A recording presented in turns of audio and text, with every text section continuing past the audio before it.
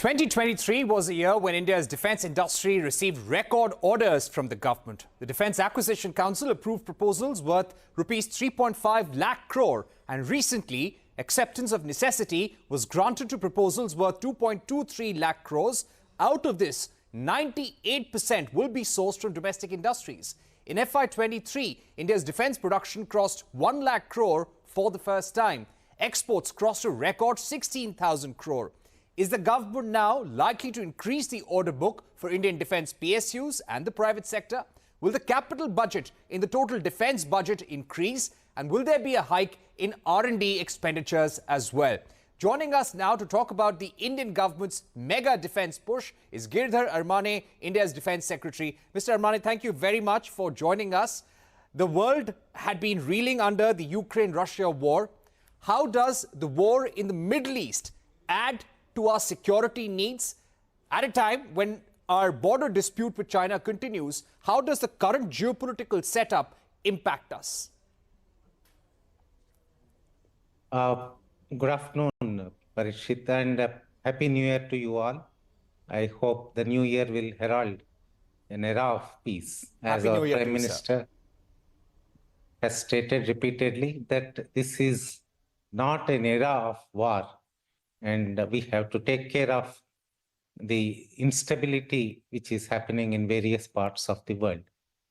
While our intention is to ensure the peaceful coexistence of different players, we have to be ready with our own solutions for the geopolitical instability and vulnerabilities which emerge from time to time in our own national security systems. We have been monitoring the developments in Europe, in the Middle East, and in the South China Sea very carefully. And we keep on assessing the vulnerabilities we have to cater to in case the situation worsens further. Diplomatically, we have been working very closely with all our friendly foreign countries to ensure that India's supply chain remains open, and also we keep on helping our friends in need. The Russia-Ukraine war as well as Israel-Hamas conflict has led to global insufficiencies coming out to the fore. In fact, these are the countries which supply to almost all the countries in the world, either in terms of the electronic systems, the other fighter platforms like tanks, aircraft, engines, etc. The Make in India program of our Honorable Prime Minister has come handy in such a situation.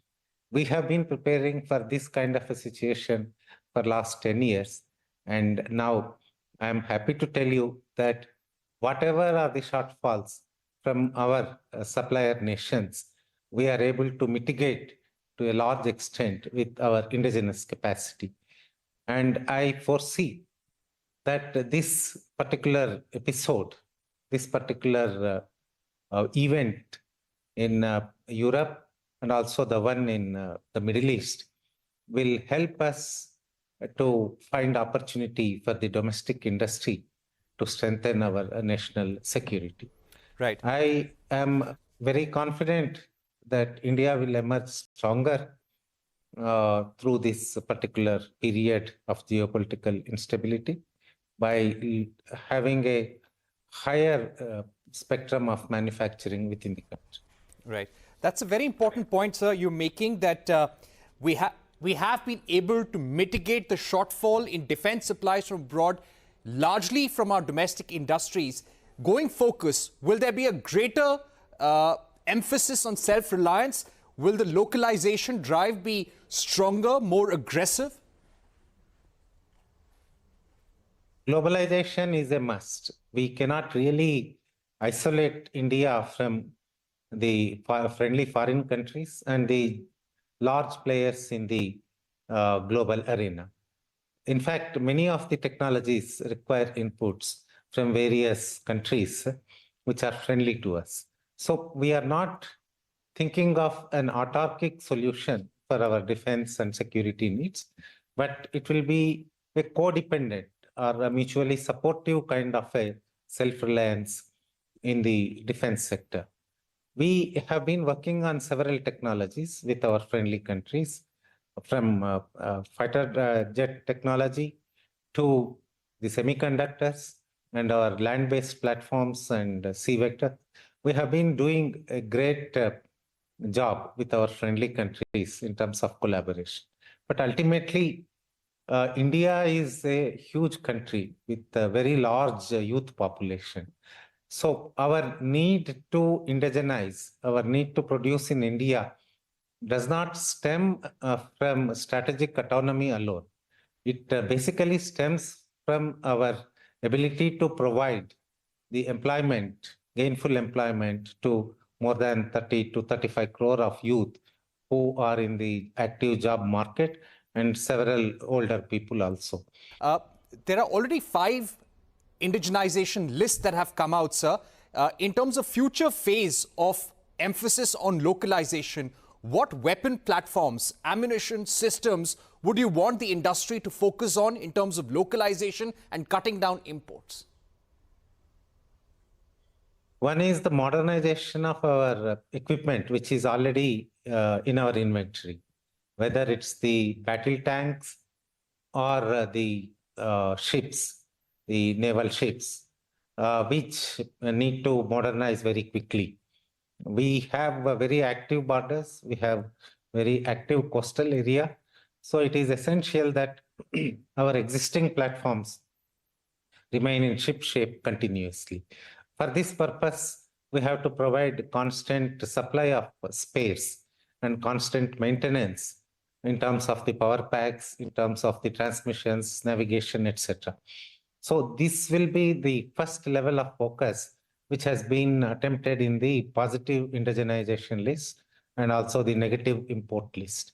So we have reached a certain stage where we can be confident that the existing platforms will not suffer due to the supply chain disruption. Apart from this, we also have to concentrate on emerging technologies. As we have observed in Ukraine as well as in Israel-Hamas conflict, the huge platforms like warships, submarines, or fighter jets can be neutralized by very small platforms. In fact, the attacks in the Indian Ocean region or Arabian Sea by small drones, which cost $500, which inflict considerable damage on large platforms, is a lesson various armies are learning from these conflicts.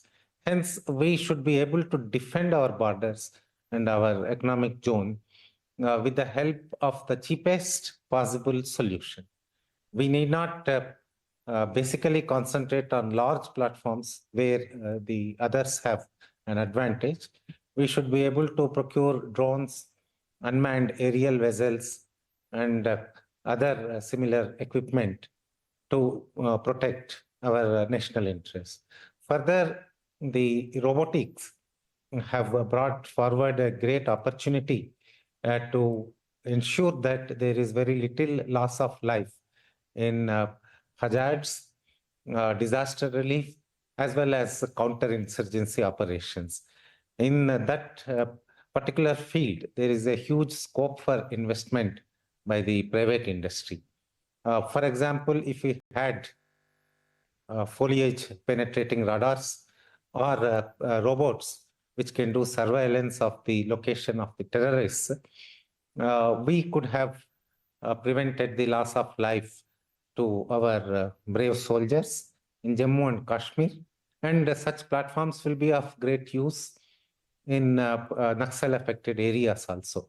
So Indian industry need to ramp up their capacity to deliver such platforms.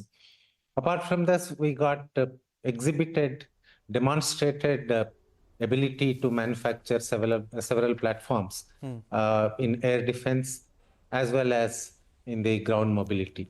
Right. We continue to build upon this. We continue to work with our industry to ensure that India's security needs are fulfilled by our own companies. Right. So I'd like to ask you about the defense production targets. In FY23, India's defense production crossed 1 lakh crore for the first time.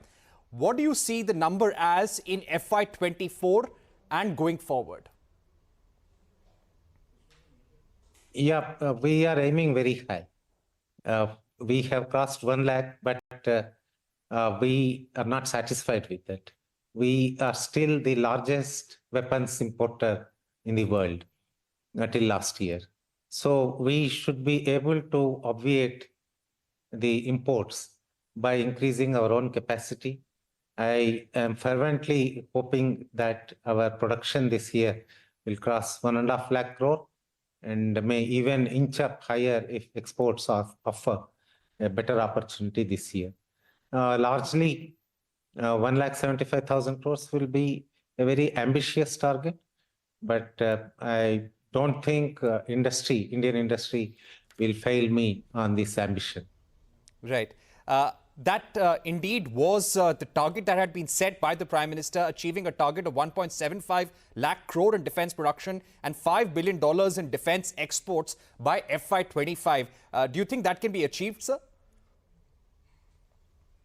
The domestic production has got a great scope of being fulfilled because we still, as I said earlier, are the largest importer. If we carefully analyze all our imports and try to procure as much as possible from our own industry, it's quite a possible target. Coming to the export, it is well understood that our exports depend on our heft in the International Committee of Nations and also the technology edge we have, apart from the manufacturing excellence of the Indian industry. So we are trying to achieve all these three. Diplomatically, geopolitically, India has acquired a lot of importance by being true to our national objectives and also supporting the friendly foreign countries in times of need. Then technology-wise, not only by domestic research, but by technology transfer and innovation, we have reached a status where many other countries also look for cutting-edge research in India and tying up with Indian startups and Indian MSMEs to procure from our sources. So in a way, it is a very sweet spot for Indian defense industry, where we have not only the government-to-government exports booming, but also the private companies being able to export on their own to large multinational defense companies to be part of their vendor chain. Right. This particular development is very heartening as large defense companies from US, Europe, and other countries keep on procuring from our companies, especially the startups and some of the public sector units. Right. So could you give us a sense of the uptick that you expect in terms of total exports in FY24? FY23 was a record 16,000 crore. What could be the possible increase? How much of this will come from PSUs? How much of this will come from the private sector? I am hoping that we will achieve our set target of 20,000 crores this year if everything goes well. As you understand, we don't supply to conflict zones any kinetic equipment. We also have several policy restrictions on whom to send and whom not to send. So all things going well, we can supply to many of our friendly foreign countries for their self-defense, not for any aggressive purposes. So 20,000 seems to be a reasonable target by now. The private companies are picking up in a major way. They are supplying to major multinational companies such as Boeing and Lockheed Martin, etc. I hope that they will be able to contribute at least 40% of this year's exports. Right. On that note, we take a short break, but don't go anywhere. This conversation with Giridhar Aramane, the Defense Secretary of India, continues on the other side. We will be asking him about more schemes and what are the future production plans for the Indian Defense Ministry.